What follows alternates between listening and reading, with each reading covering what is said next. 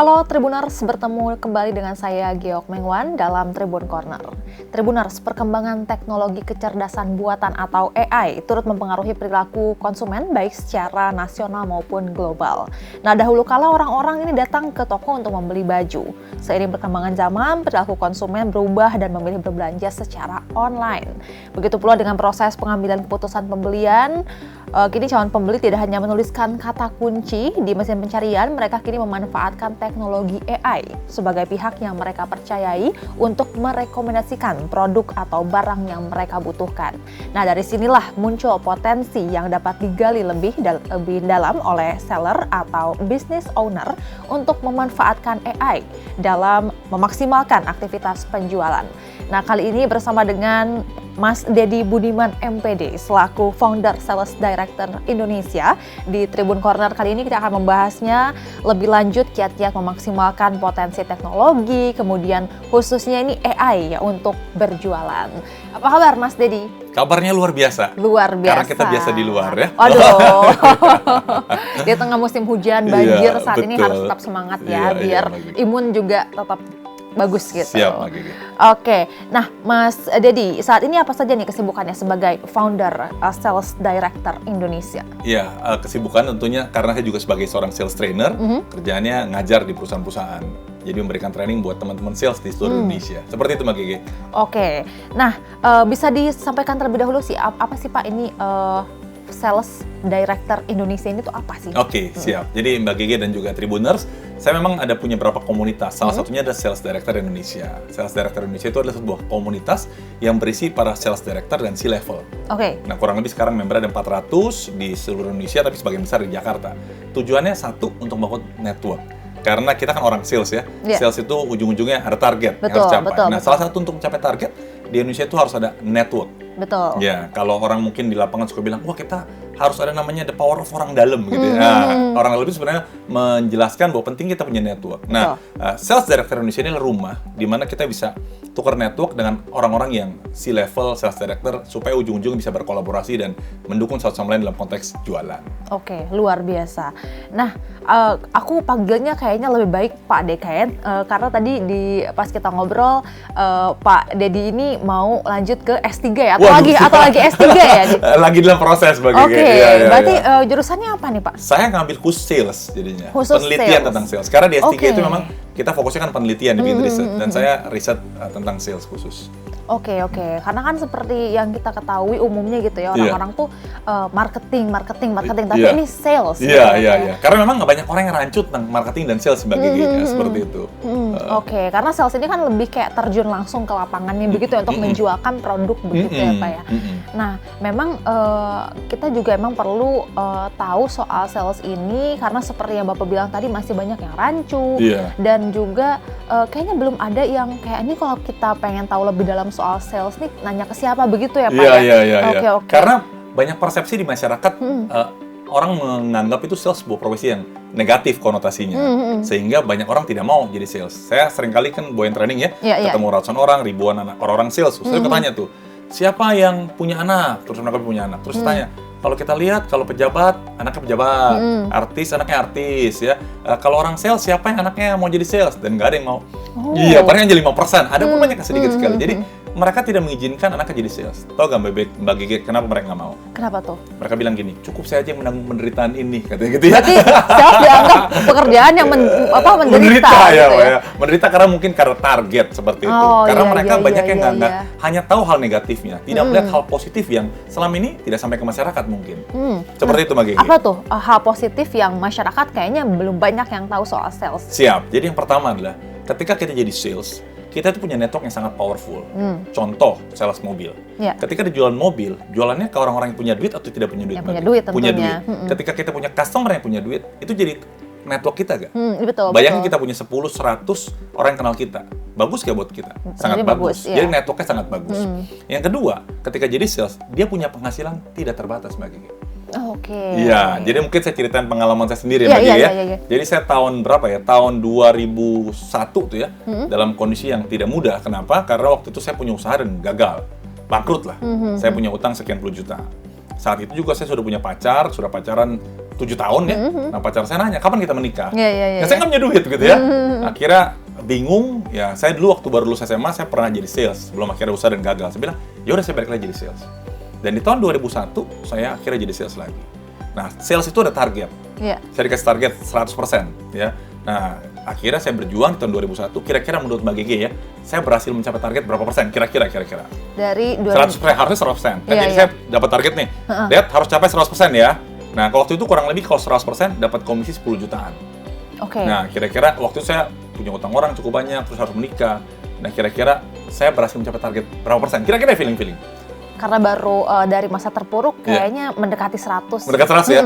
Kalau mendekati 100, di sales itu pasti dipecat. Iya, nah ini mungkin jadi orang sales kalau nggak capai target dipecat. Oh begitu. Nah, itu yang nggak tahu ya. Nah, akhirnya singkat cerita saya berhasil mencapai target 1000%. Wow, 10 kali lipat. Nah, bisa hitunglah berapa banyak gitu. Nah, karena saya mencapai 1000%, maka saya punya uang lebih dari cukup. Sehingga saya bisa bayar utang, saya bisa menikah.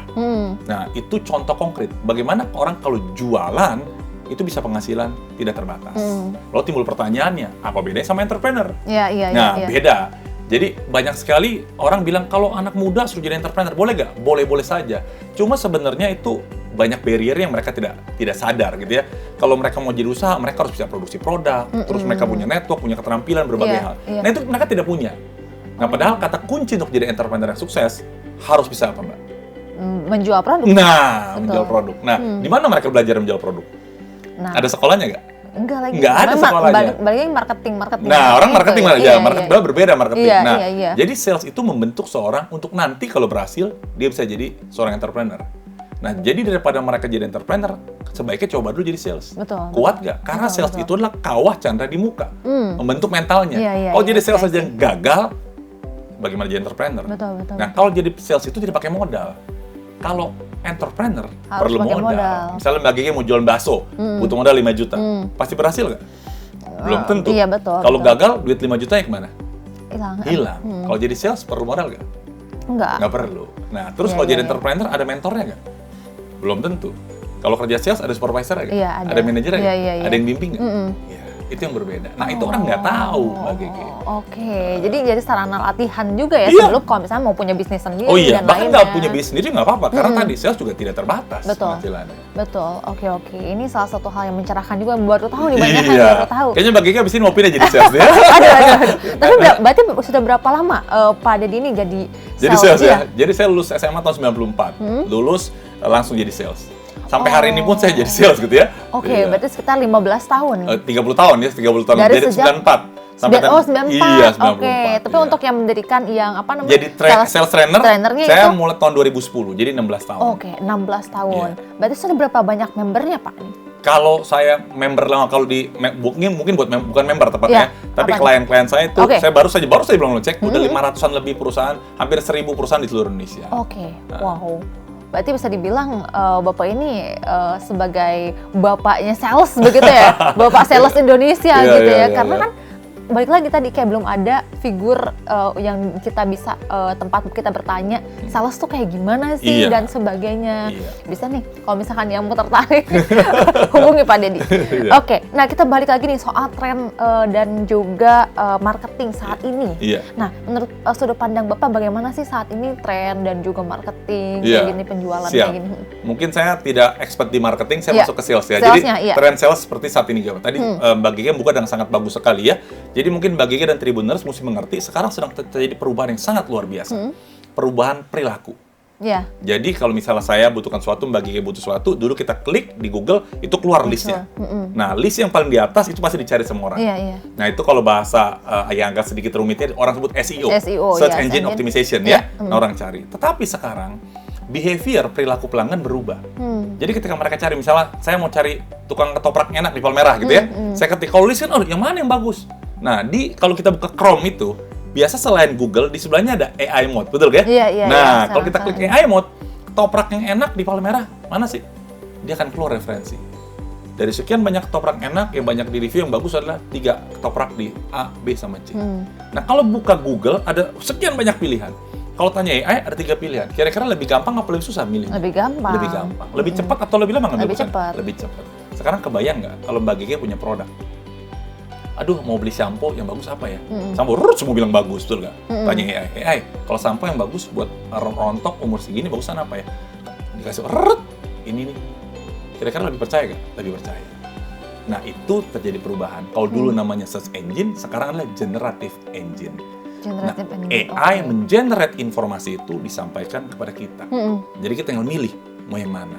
Nah itu perubahan perilaku. Nah pertanyaan lebih lanjut adalah buat kita yang mau jualan, baik itu teman-teman sales atau pengusaha, Anda harus ngerti ngeliat ini sebuah peluang buat kita. Bahasa sederhananya adalah bagaimana kalau orang cari informasi tentang kita, AI keluar nama kita. Iya, nah itu bagaimana itu caranya? Makanya kalau Mbak Gigi atau Tribuner sambil nonton ini iseng ya, coba buka di Chrome. Siapa sales trainer yang Anda rekomendasikan untuk berikan training sales kepada perusahaan? Pasti nama saya keluar. Itu ada taktiknya juga berarti ya, ada caranya juga. Oke, berarti tadi seperti yang Bapak bilang, ini adalah sebuah potensi ya, peluang gitu ya. Mungkin beberapa orang di luar sana melihatnya justru sebagai ancaman, mungkin ya emang belum siap untuk perubahan. Begitu ya Pak ya, oke. Nah, sebagai yang sudah berkecimpung cukup lama di dunia sales nih, bagaimana Bapak melihat pergeseran konsumen perilaku saat ini? Iya, jadi tadi pergeserannya adalah bagaimana cara mereka mencari informasi. Nah, ini menurut saya harus dicermati oleh para teman-teman sales dan juga pengusaha. Jadi artinya ketika mereka berubah, kita harus mempersiapkan diri. Dan sebenarnya sangat nyambung dengan Tribun, Mbak Gigi. Kenapa nyambungnya? Gimana tuh? Karena AI itu kan tadi akan merekomendasikan, betul ya? Nah, ketika dia merekomendasikan, pertanyaannya artinya ada source AI, betul nggak? Iya. Nah, Mbak Gigi kira-kira tahu nggak AI source-nya dari mana? Nah, itu dia masih menjadi teka-teki gimana dia tuh bekerja sama dengan siapa, gitu-gitu ya. Salah satu yang bekerja sama dengan Tribun, begitu. Mungkin bisa saja. Gitu. Iya, jadi buat Tribuners dan GG, jadi AI itu ketika menyampaikan sesuatu, mengenerate informasi, ada berapa channel mereka. Saya sebut 3 aja hari ini ya, karena kalau kebanyakan waktu yang nggak cukup ya. Jadi yang pertama adalah mereka lihat dari media. Jadi kalau Tribuners mau produknya atau informasi tentang diri Anda di tag sama AI, maka Anda harus masuk ke media.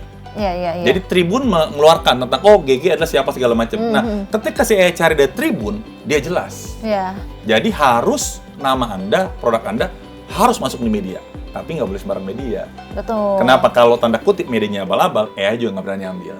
Karena banyak yang salah. Jadi penting sekali buat Tribuners kerjasama sama Tribun, betul ya? Betul. Iya, karena saya juga jualan terus nih. Betul. Jadi seperti itu yang pertama media. Nah, yang kedua, ketika Tribuners atau kita mau jualan lebih banyak, kita juga harus aktif di sosial media. Nah, pertanyaannya, bagi kita Tribuners, sosial media apa yang harus kita maksimalkan supaya didetek sama AI? Nah, berarti harus lihat yang paling banyak digunakan sama orang. Kira-kira apa?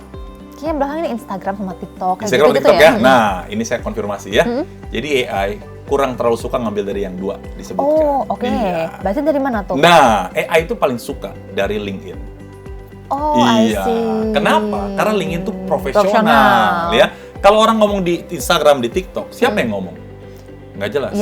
Kalau di LinkedIn jelas profesional. Apalagi dicentang sudah register sama LinkedIn ya. Jadi LinkedIn jelas informasinya.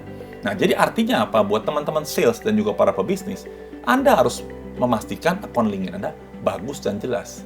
Karena AI itu ngambil informasi bukan dari video, tapi dari teks. Walaupun dia ambil dari YouTube, dia ngambil teksnya. Dan teks itu kalau di Instagram sama di TikTok sedikit. Teks itu banyak di LinkedIn. Nah, jadi Mbak Gigi abis ini harus rapiin LinkedIn-nya. Gitu ya. Alhamdulillah rapi ya. Nah, tinggal bagaimana supaya geo-friendly. Supaya dia ke-detect. Itu yang kedua. Dan yang ketiga, ketika kita mau tadi adalah media, ya. Terus yang kedua adalah dari sosial media. Yang ketiga harus aktif juga di yang namanya Wikipedia. Ini paling powerful sih. Cuma nggak semua orang bisa masuk ke sana ya. Jadi perusahaan juga harus bisa, kalau bisa masuk goalnya ke sana. Kenapa?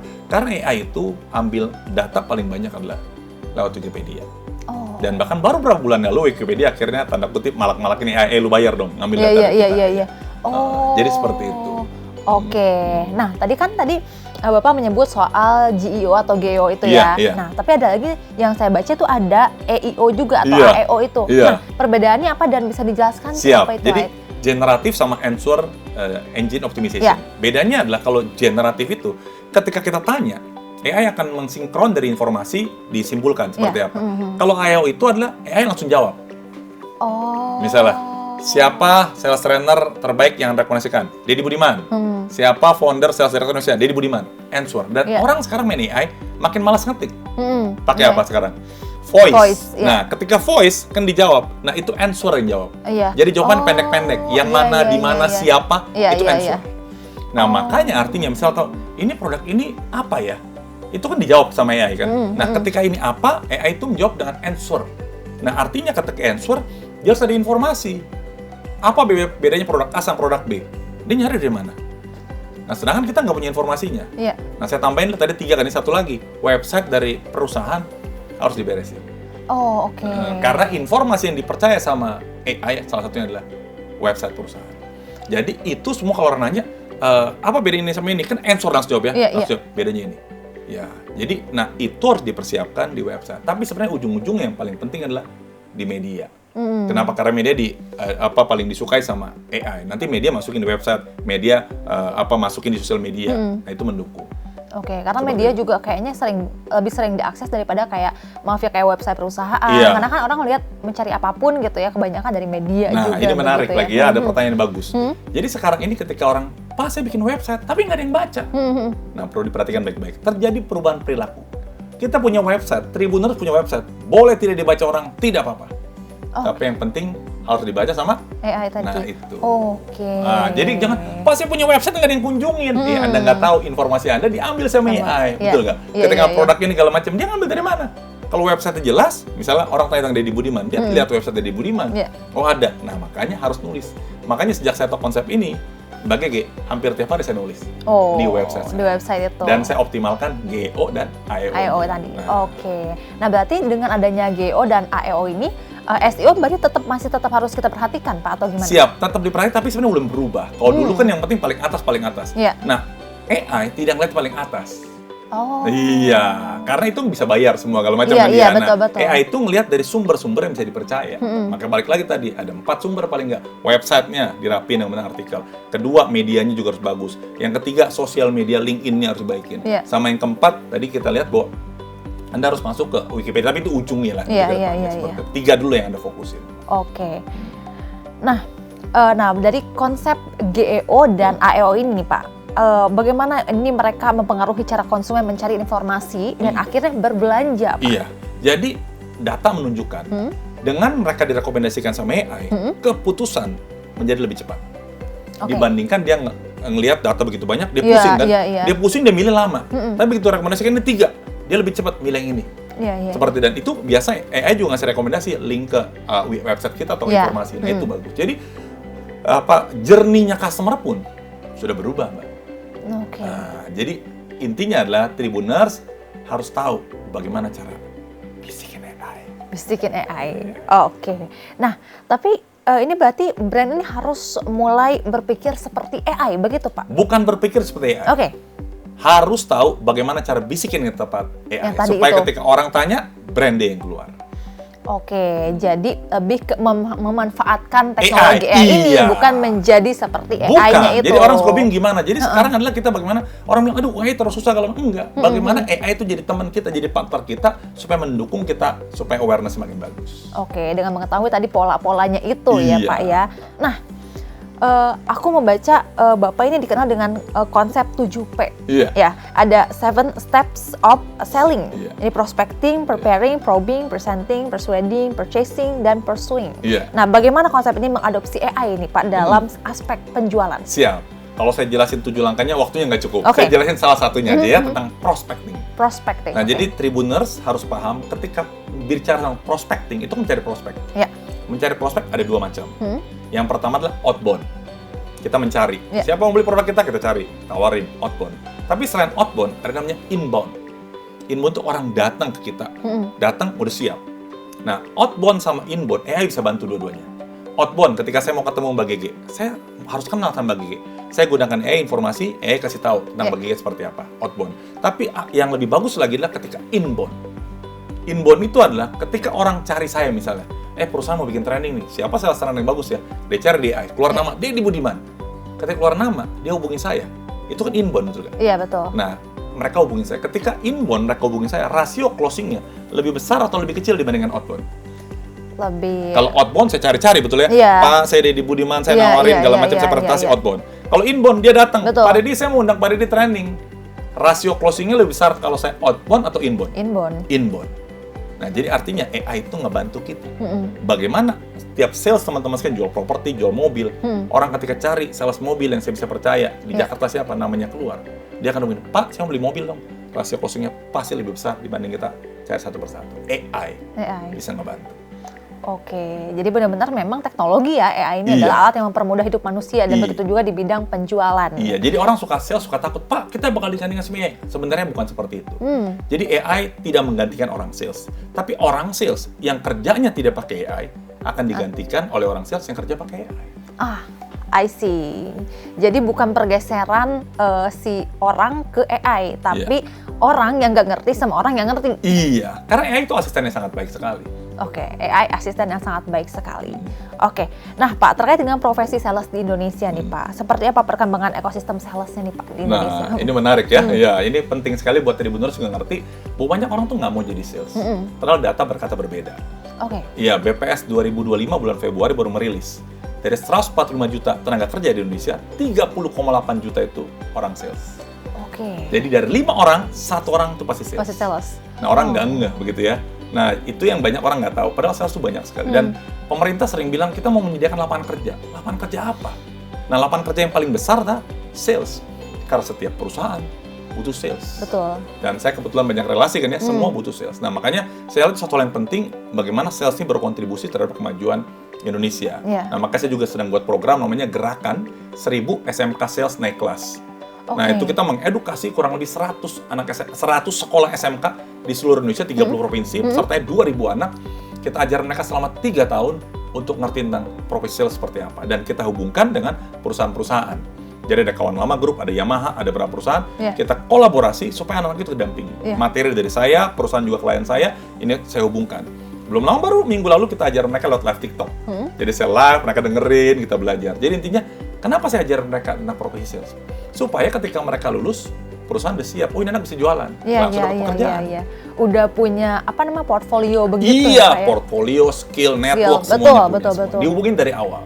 Oke. 3 tahun. Gerakan 1000 siswa SMK Sales Naik Kelas. Naik kelas jadinya. Oke, apalagi kan anak SMK emang yang kita tahu emang ditujukan untuk bisa langsung terjun ke lapangan, betul. Iya, jadi jangan ajak mereka langsung jadi entrepreneur. Uji jadi sales dulu. Betul. Karena ya mau di bidang apapun pasti memang menjual sesuatu, mau jasa, mau produk. Iya, everyone is salesperson. Everyone is salesperson. Oke, baik. Nah, Pak Deddy, apa saja langkah yang sudah Bapak lakukan nih terkait edukasi profesi sales kepada generasi muda selain yang tadi? Mungkin apakah ada lagi Pak yang Bapak lakukan? Jadi saya mencoba membangun ekosistem profesi sales. Jadi saya ada bikin sales director, ini adalah para C-level, yang di bawah saya membantu anak SMK supaya mereka ngerti profesi ini. Di tengah ada lagi namanya Komunitas Sales Indonesia. Komunitas Profesi Sales Indonesia, disingkatnya Komisi. Iya, Komisi ini yang paling lama, udah hampir 15 tahun. Nah, kenapa? Karena kita bikin kegiatan-kegiatan di seluruh Indonesia, di kota Semarang, di kota Jogja, di kota Palembang, begitu ya. Kita kasih tahu ke masyarakat, apa itu profesi sales. Kenapa? Karena kita punya visi adalah bagaimana menyebarkan tanda kutip virus profesi sales ini kepada masyarakat, supaya mereka ngerti. Nah, jadi saya bangunnya di bawah anak SMK, teman-teman sales kita bikin rumahnya, yang C-levelnya punya. Nah, yang atas SDA sama komisi sering berkolaborasi. Nah, setiap tahun kita bikin program namanya Profesional Mengajar. Jadi para director, para manajer itu, sales manager, turun ke sekolah, sharing. Iya, sudah 3-4 tahun kita lakukan, setiap tahun itu kurang lebih 100 sekolah kita kunjungi. Director suruh masuk ke sekolah. Kadang-kadang kepanasan, karena sekolahnya panas. Tapi ya untuk ngasih edukasi, nggak mengenal tempat, nggak mengenal, betul. Supaya orang makin banyak ngerti profesi sales seperti apa. Betul. Karena ya saya sendiri mengakui gitu ya, jujurly gitu ya. Masih banyak orang yang masih malu untuk mengakui dirinya adalah sales begitu ya, karena pandangan-pandangan negatif itu tadi. Dan ini memang butuh ada langkah atau gerakan agar orang tidak memandang sebelah mata soal sales dan justru malah lebih menjanjikan seperti yang tadi Bapak bilang tadi, sampai 1000 kali 1000% ya kemudiannya mencapai targetnya begitu. Oke. Nah Pak, menurut Pak Deddy nih, bagaimana masa depan penjualan di Indonesia nih Pak? Siap. Masa depan penjualan sangat potensial sekali. Kenapa? Karena produk-produk selalu ada. Pembeli di Indonesia sangat banyak sekali. Marketnya potensial. Yang penting adalah bagaimana kita menggunakan teknik-teknik yang tepat supaya bisa jualan. Salah satunya menggunakan teknologi tadi. Jadi penjualan marketnya sangat besar sekali. Potensi untuk jadi sales besar sekali. Buat Tribuners yang Pak saya susah nyari kerja, ikut saya. Ya. Ajarin jadi sales, tapi belajar dulu cara jadi jualan gimana. Betul. Ya. Kenapa? Karena saya punya temen, klien, semua butuh sales. Apalagi sales yang bagus. Tinggal pertanyaannya, Anda mau apa kagak? Betul. Karena balik lagi, semua berdasarkan kemauan diri sendiri. Iya. Dan seringkali orang banyak dengar negatifnya aja, Anda harus dengar hal positif tentang profesi sales. Oke. Nah, saya ada pertanyaan nih Pak, di saat saat ini generasi muda gitu, apalagi ya yang kayak in this economy katanya gitu ya Pak ya. Terus apalagi rupiah ini di dolar ini melemah gitu ya Pak, sampai 17.000, bahkan euro juga ya, orang-orang yang nyimpen valuta asing tuh udah ini. Katanya bahkan ekonom bilang kencangkan sabuk katanya begitu ya Pak ya. Nah, bagaimana Pak dengan penjualan ini Pak gitu, mungkin di luar sana ada sales yang kata-kata bisa nggak ya gue tetap berjualan? Gimana Pak biar tetap mereka tetap optimis bahwa di Indonesia ini daya belinya tuh masih tinggi? Iya, siap. Jadi saya cerita ya. 2 tahun yang lalu saya ke Timor Leste. Oke. Ya, saya ngeliat Timor Leste bilang, negara yang seperti ini penduduknya juga nggak terlalu banyak ya. Saya kebayangin orang kalau jualan di Timor Leste dibanding di Indonesia yang punya penduduk 250 juta, lebih gampang, lebih susah mana kira-kira ya? Indonesia yang banyak orangnya. Jadi jangan lihat susahnya. Kalau Anda ngelihat susah mulu, ya susah lah jadinya. Betul kan? Anda harus lihat potensinya. Jadi seringkali bilang, Pak susah. Ketika Anda berpikir susah, itu seperti titik. Ya susah. Contoh, 2 tambah 2 kali 2, berapa? 4, gampang Pak. Coba tanya anak SD, bisa nggak 2 kali 2 berapa? Nggak bisa dia. Kenapa dia nggak bisa? Karena nggak tahu caranya. Jadi kenapa banyak orang susah jualan? Karena nggak tahu caranya, makanya belajar. Itulah yang saya lakukan, edukasi anak SMK supaya ngerti. Jualan tuh bukan susah. Jualan Anda susah karena belum tahu caranya. Kalau Anda selama ini pasang SEO, ternyata udah GEO, betul ya? Nah, Anda tahu cara GEO, ya ampun Pak, ternyata website mesti lagi seperti itu, mah gampang Pak. Jadi bukan masalah susah, Anda belum tahu. Betul. Supaya belum tahu, mesti belajar. Supaya tahu. Saya dorong orang untuk belajar, makanya saya kuliah lagi S3. Untuk kasih tahu, saya juga terus belajar. Betul. Oke, kalau misalnya semua orang tahu, pasti semua orang udah bisa jualan begitu ya Pak. Itu dia kenapa kita harus belajar. Iya, contoh sederhana ya, saya kasih trik nih ya. Kalau mau jualan caranya gimana?